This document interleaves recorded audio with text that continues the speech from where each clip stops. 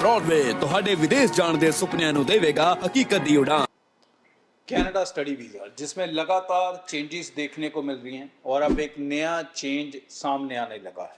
ये जो नया चेंज है, पहले तो मैं आपके डाउट्स को, कन्फ्यूजन्स को दूर कर दूं, क्योंकि काफ़ी सारे वीडियोस आ चुके हैं इस रूल के बारे में जिसके बारे में अभी बात करने वाला हूं। ये रूल अभी बना नहीं है और इसकी कोई डेट अनाउंसमेंट की नहीं है कि ये रूल कब से अप्लाई होगा। ये एक प्रपोजल है जो इमिग्रेशन डिपार्टमेंट ने रखा है गवर्नमेंट के आगे। अब ये गवर्नमेंट के ऊपर है कि वो उसे एक्सेप्ट करते हैं, नहीं करते हैं, या इसका प्रॉपर वे आउट क्या बनता है। इमिग्रेशन डिपार्टमेंट को एक बड़ी प्रॉब्लम आ रही थी कि जो स्टूडेंट्स हैं वो वीज़ा आईआरसीसी से लेते हैं, इमिग्रेशन डिपार्टमेंट से लेते हैं, फेडरल गवर्नमेंट का ये डिपार्टमेंट है। बट जो कॉलेजेस और यूनिवर्सिटीज़ हैं जिनमें ये वीज़ा दिया जाता है, जो डीएलआई इंस्टीट्यूट्स हैं, उनको मैनेज करती है प्रोविंस, स्टेट।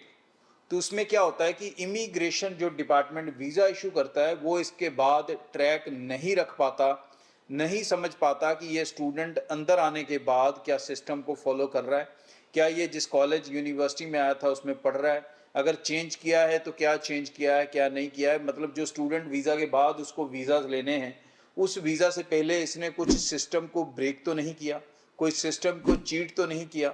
अब इस चीज़ में इमिग्रेशन डिपार्टमेंट को चैलेंज ये आता था कि वो कॉलेजेस जो हैं, यूनिवर्सिटीज़ जो हैं, वो स्टेट को रिपोर्ट करती हैं, इमिग्रेशन को नहीं करती, सेंट्रल गवर्नमेंट के। तो अब इमिग्रेशन डिपार्टमेंट ने कहा है कि हमें एक सिस्टम चाहिए जिसके अंदर जो यूनिवर्सिटीज़, कॉलेजेस हैं, वो इमिग्रेशन को डायरेक्टली रिपोर्ट करें, ताकि इमिग्रेशन को पता लग सके कि जो लोग उनसे वीज़ा लेकर अंदर आए हैं, जो स्टूडेंट्स अंदर आए हैं, क्या वो सही सिस्टम को फॉलो कर रहे हैं, क्या वो जो कमिटमेंट्स करके आए थे उन कमिटमेंट्स को फॉलो कर रहे हैं। अगर हम प्रेजेंटली देखें तो कनाडा में क्या होता है, यहाँ से बच्चा किसी भी कॉलेज, यूनिवर्सिटी में अच्छे वाले में वीज़ा लेके चले जाता है, क्योंकि उसका प्रोफाइल कई बार वीक होता है, तो अच्छी यूनिवर्सिटी लेता है और वहाँ जाने के बाद वो कॉलेज या यूनिवर्सिटी को चेंज कर देता है, फिर वो सस्ते से कॉलेज में सस्ता सा कोर्स ले लेता है। अब इस चीज़ के अंदर जो है वो लीकेज है। ये एक गलत एक्टिविटी है जो कनाडा में चल रही है अकॉर्डिंग टू इमिग्रेशन डिपार्टमेंट। उनके हिसाब से जिस कमिटमेंट के साथ स्टूडेंट ने वीज़ा लिया है, जिस जगह के लिए लिया है, जिस काम के लिए लिया है, वही काम उसे करना चाहिए। He is restricted to do that.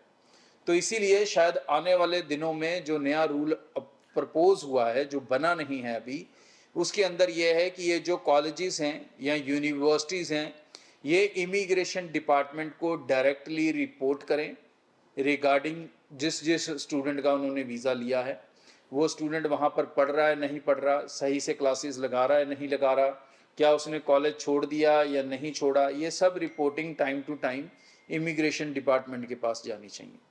और दूसरी उसमें एक और प्रपोजल है कि अब स्टूडेंट जो हैं वो डायरेक्टली अपनी मर्जी से अपना कॉलेज नहीं चेंज कर पाएंगे। उनको कॉलेज चेंज करने के टाइम पे दोबारा से अपना स्टडी परमिट लेना पड़ेगा। अब यहाँ से हम पूरा वीज़ा लेते हैं, वहाँ पर जाके सिर्फ स्टडी परमिट लेना होता है, लेकिन प्रोसेस पूरा ही फॉलो होता है। तो ये एक प्रपोजल रखा गया है गवर्नमेंट की तरफ से कि अब जो स्टूडेंट्स वहाँ पर जाएं आने वाले दिनों में, उनके ऊपर ये सिस्टम फिक्स किया जाए कि जो बच्चे वहाँ पर आएँ और कॉलेज चेंज करते हैं, यूनिवर्सिटी चेंज करते हैं, वो अपनी मर्ज़ी से ना कर पाएँ। उनको दोबारा होम ऑफिस को बताना पड़े कि अगर वो यूनिवर्सिटी, कॉलेज चेंज कर रहे हैं, क्यों कर रहे हैं, और फिर होम ऑफिस दोबारा से डिसीजन ले कि उस बंदे को उस कंट्री में रखना है या नहीं रखना है, उसे नया स्टडी परमिट देना है या नहीं देना है। तो ये चीज़ ऑलरेडी हम देखते हैं यूके के अंदर भी है, ये स्ट्रिक्टनेस ऑलरेडी ऑस्ट्रेलिया के अंदर भी है, और अब कनाडा भी इसी स्ट्रिक्टनेस को फॉलो करने जा रहा है कि स्टूडेंट जो अपनी कमिटमेंट से भाग जाते हैं, जो चीट करने के लिए सिस्टम में एंटर होते हैं, उनको कैसे रोका जाए, पकड़ा जाए। तो अब हर स्टूडेंट जो कॉलेज बदलेगा उसे वीज़ा लेना पड़ सकता है। ये अभी रूल बना नहीं है, बट ये रूल बनने के चांसेस बहुत ज़्यादा हो चुके हैं।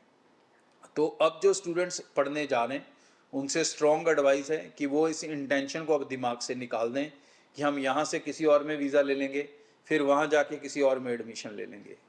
तो भाई यहीं से अपना college, institute, course, university select करके चलो, और जो सिलेक्ट करके चल रहे हो उसी को ही बाद में डिलीवर करना होगा, तभी आपको पोस्ट स्टडी वर्क वीज़ा मिलेगा। नहीं तो आपका पोस्ट स्टडी वर्क वीज़ा भी आपको नहीं मिलेगा और कोई और भी वीज़ा अप्लाई करते हो तो उसमें भी चैलेंजेस रहेंगे। सो कॉलेज चेंज करने वाला काम आपको सबको, जो स्टूडेंट वहाँ पे हैं उनको भी मैं बता रहा हूँ कि ये काम अब ना करें, ये आपको महंगा पड़ सकता है। तो यूके और यूके के अंदर लंदन जो कि मेजर सिटी है, बहुत सारा स्टूडेंट वहाँ पे जाना चाहता है। वहाँ से अब एक बड़ी ऑप्शन और बड़ी ऑफर आप स्टूडेंट के लिए आ चुकी है। जी हाँ, लंदन में रेजेंट कॉलेज आपको दे रहा है एक बड़ा डिस्काउंट फीस के अंदर। जी हाँ, तकरीबन 4.5 लाख का डिस्काउंट आपको वो देगा 2024 सितंबर इनटेक स्टूडेंट्स के लिए। इस कॉलेज की मास्टर्स की जो फीस है वो 15,000 पाउंड है, जिसमें से 4,500 पाउंड माइनस हो जाएगा और आप तकरीबन 10,500, तकरीबन 11 लाख के बीच में अपनी मास्टर्स लंदन में रह के कर सकोगे। लंदन के अंदर ज़्यादातर फीसें 15 लाख से ऊपर हैं, बट ये एक मात्र ऑप्शन है आपके पास, ओनली ऑप्शन है जहां पर आप सिर्फ 10 से 11 लाख के बीच में अपनी मास्टर्स कर सकोगे। बेनिफिट क्या क्या है वो बता दूं। एक मैंने बता दिया, जो सबसे बड़ा बेनिफिट है कि आपका फीस का बड़े लेवल पे डिस्काउंट या स्कॉलरशिप तकरीबन 4.5 लाख रुपए की। दूसरा बेनिफिट कि जो बाकी बची हुई फीस है वो आप 50% दे के जा सकते हो। 50% फीस आप इंस्टॉलमेंट में दे सकते हो। ये दूसरा बड़ा बेनिफिट हो गया। तीसरा बड़ा बेनिफिट ये हो गया कि आपको जो गैप है आपका स्टडी के अंदर वो 14 साल तक का एक्सेप्ट होगा। मतलब 2010 पास आउट ग्रेजुएट विद 45% यहाँ पे जा सकता है। ये एक और बड़ा बेनिफिट है कि आपको सिर्फ 45% चाहिए ग्रेजुएशन में, 55 नहीं चाहिए। इसके साथ पीटी का स्कोर सबसे कम 50 ओवरऑल 46 ईच होना चाहिए। आइल्स 6 ओवरऑल 5.5 ही एक्सेप्ट होगा और डिपॉजिट जो फीस है आपकी वो भी जाएगी इंटरव्यू होने के बाद। तो मतलब हर तरफ से विन विन और बेस्ट सिचुएशन है मास्टर्स के लिए। सबसे कम पीटी स्कोर, 50% फीस दे के जा सकेंगे, फीस इंटरव्यू के बाद जाएगी, स्कॉलरशिप सबसे बड़ी तकरीबन 4.5 लाख तक की मिलेगी। 19 जुलाई इसकी लास्ट डेडलाइन है फॉर सितंबर इनटेक। तुरंत ब्रॉडवे टीम से मिलें और अपनी एप्लीकेशन को शुरू कर लें। और ब्रॉडवे से अप्लाई कर रहे हैं तो 5वां बड़ा बेनिफिट मैं ऐड कर देता हूं, आपको सारे पैसे देने हैं वीज़ा लगने के बाद। Thank you. ब्रॉडवे ਤੁਹਾਡੇ ਵਿਦੇਸ਼ ਜਾਣ ਦੇ ਸੁਪਨਿਆਂ ਨੂੰ ਦੇਵੇਗਾ ਹਕੀਕਤ ਦੀ ਉਡਾਨ।